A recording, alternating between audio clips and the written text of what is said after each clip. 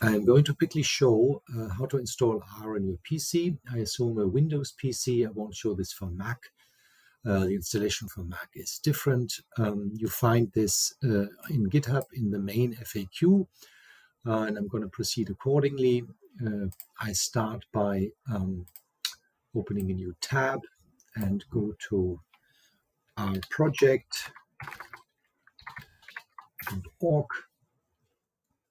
Down here, I find CRAN, which is the Comprehensive R Archive Network. I go to the generic mirror, which is just a mirror of the whole site. I go to download R for Windows.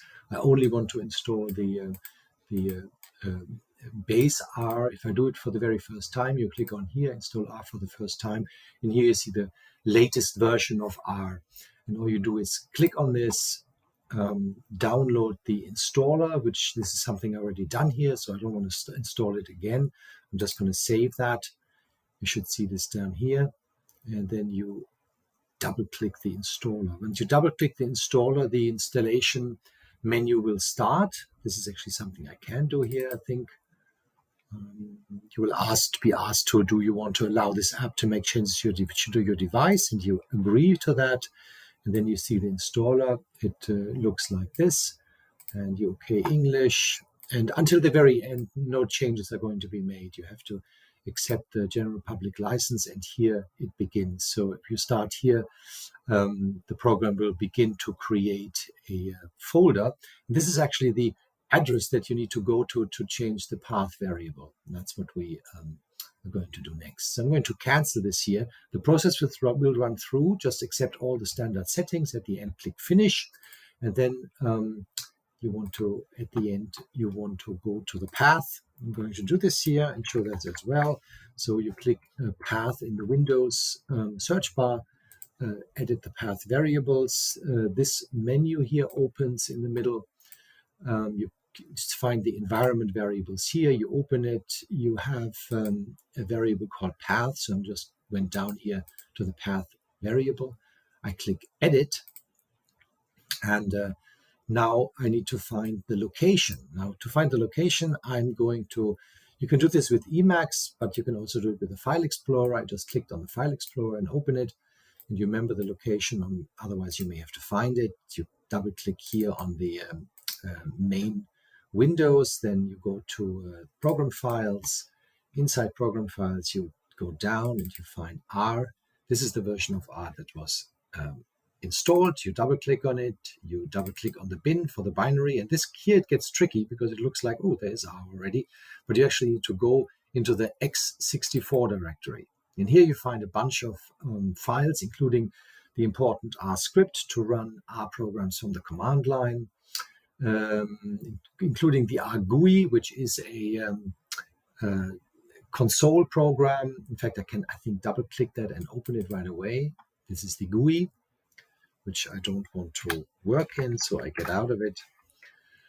And in order to set the path, you go up to this navigation bar, you right-click x64, you copy address x text, and then you go back to this in edit environment variable menu, and you click New, and you simply put the address in here. Now you see I already done this here before. If I click now OK here, OK there, then the new path will be set. And you should actually check that. I'm going to test it for you in a moment. So here I'm going to cancel, but this is what you need to do. You would click on OK. I'm going to cancel my process since already I've done it. And now I'm going to go out of all these files and go into the test. Now there's different tests. First of all is open R in a terminal. And to do that, we open the terminal down here, Windows, go to the command. CMD is the command line in Windows. Now you're well advised to, if you have opened this for the first time, to pin this to the taskbar, which I've already done here down here. So I'm just going to open it. And the terminal appears. I'm going to make this a bit smaller so you can see what's happening. I have changed the font. The standard font is very, very small, but you can actually change the font with properties here and make it larger if you like. So I've done that so it's more visible. And then what you do is you simply type R at the prompt. This is the prompt. And I simply type R here. And if the path has been set correctly, then it should find it. And here R is started inside the terminal. I go out of it again with Q and N. And let's do the next test. The next test involves opening an Emacs buffer. So I'm going to actually open Emacs Vanilla here, which looks like the Emacs you have. Emacs. The second test, open R in an Emacs buffer, relies on you having installed the Emacs Speak Statistics package. Now, to get to that package, you install R in the modified version. I think I'm going to put a link here as well, but I have it here, so let me just go down there. Installing Emacs, modified Emacs.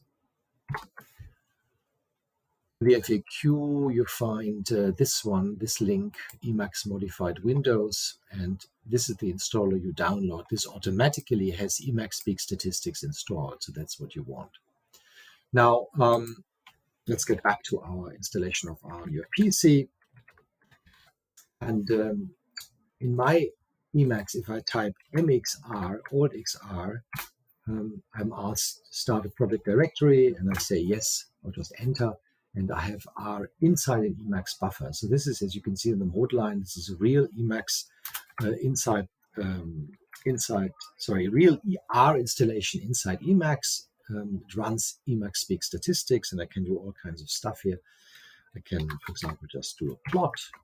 This is sort of my standard thing that I do. And if I do that, a device opens like that and plots 100 points. Or I can look at the structure of the empty cars built-in set, another test, and it shows up here right away. So let me go back to my installation. What you should be able to do after this, even if you don't have Emacs Speak Statistics, which is best, because otherwise you can't do org files, is to start R inside an Emacs shell. So you can go mx, alt x, e shell. This opens the shell. And I've done this already, so I'm going to clear it. And inside the shell, you can just type R.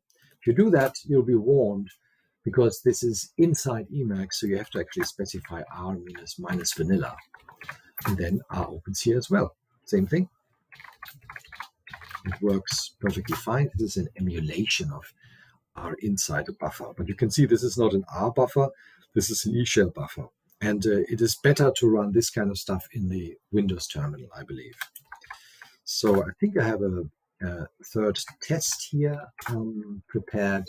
You can, no, that's it. Actually, that's it. So we're at the end of this video.